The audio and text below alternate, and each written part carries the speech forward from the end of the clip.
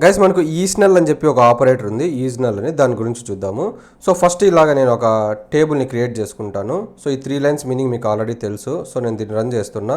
నాకు ఇక్కడ అవుట్పుట్లో పడింది ఆ టేబుల్ ఏబి అని వచ్చింది. దీంట్లో డేటా 1 2 3 రామ్ వ్యామ్ ప్రా అని ఉంది. ఇప్పుడు చూడండి గైస్, నేను ఏం చేస్తున్నానంటే ఇప్పుడు మనకి ఈ టేబుల్ ఏమైనా నల్ వాల్యూస్ ఉన్నాయా?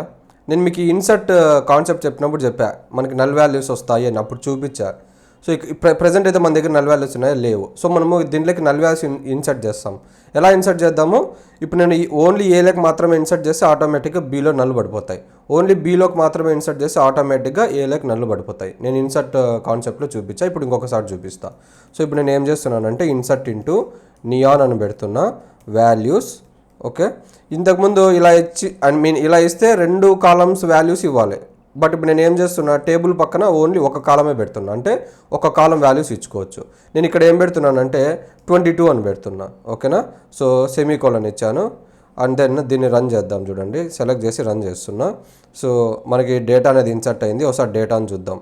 ఇక్కడ ఏమొచ్చింది గైస్, మనకు 22 ఏమో ఇన్సర్ట్ అయింది, బీలో ఏమో నల్ వచ్చింది. ఎందుకు?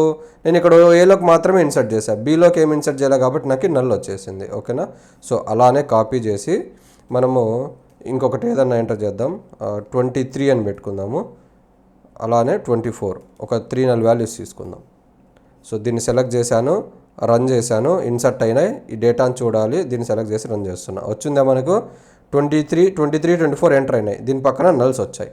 ఓకేనా, సో ఇప్పుడు మనకి ఈ టేబుల్లో నల్ వాల్యూస్ అనేవి ఉన్నాయి. ఏ కాలంలో ఉన్నాయి గైస్ నల్ వాల్యూస్? బి కాలంలో ఉన్నాయి. అవునా, సో ఇప్పుడు కాన్సెప్ట్లోకి పోదాము. ఈజ్నల్ అని ఒకటి ఉంది. ఈజ్నల్ అనేది ఏం చేస్తుందంటే, బాగునండి, ఫస్ట్ నేను ఇది రాస్తాను ఎలా వాడతామని. Select star from table name వచ్చి నియాన్. నేను ఇప్పుడు ఏం చేస్తున్నా వేర్ అని ఇస్తున్నా. వేర్ బి ఈజ్ నల్ అని పెడుతున్నా. బి ఈజ్ నల్, అంతే గైస్. మీరు ఇలాగా ఈజ్ నల్ అనేది వాడాలా. ఈజ్కి నల్కి స్పేస్ ఉంది, మర్చిపోకండి. చాలామంది స్పేస్ ఇలా ఇవ్వరు, అప్పుడు మనకు దీని నుంచి అవుట్పుట్ రాదు. ఖచ్చితంగా ఈజ్కి నల్కి స్పేస్ రావాలి. అంటే దీని మీనింగ్ ఏమి? మీకు పేరులోనే ఉంది చూడండి, వేర్ బి ఈజ్ నల్. అంటే దాని మీనింగ్ ఏమంటే, ఎక్కడైతే బి కాలంలో నల్ వాల్యూస్ ఉన్నాయో ఆ రోస్ అన్నీ మనకి అవుట్పుట్లో కనబడతాయి. ఓకేనా, బాగా గుర్తుపెట్టుకోండి.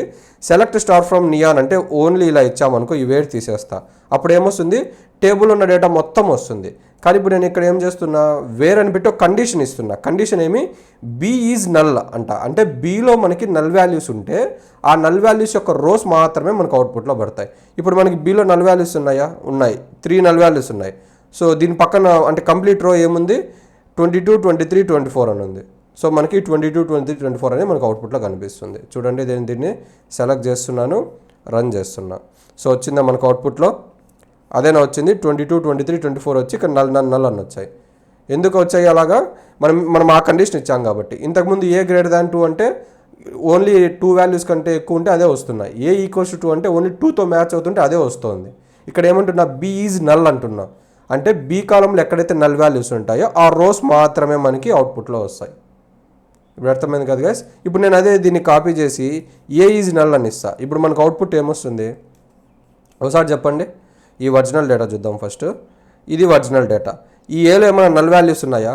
అంటే ఈ కండిషన్ అనేది సాటిస్ఫై అవుతుందా ఎక్కడన్నా? ఎక్కడా కాదు. సో అప్పుడు దీన్ని రన్ చేసి ఏమొస్తుందంటే మనకి ఎంటీ టేబుల్ వస్తుంది. అబ్జర్వ్ చేయండి. సో ఎంటీ టేబుల్ వచ్చిందా?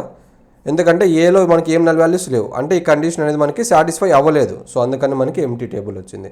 సో ఈజ్ నల్ అనేది గుర్తుపెట్టుకోండి. మీరు గుర్తుపెట్టుకోవాల్సిన మెయిన్ పాయింట్, ఈజ్కి నల్కి స్పేస్ ఉండాల. చాలామంది స్పేస్లు మర్చిపోతారు. యా.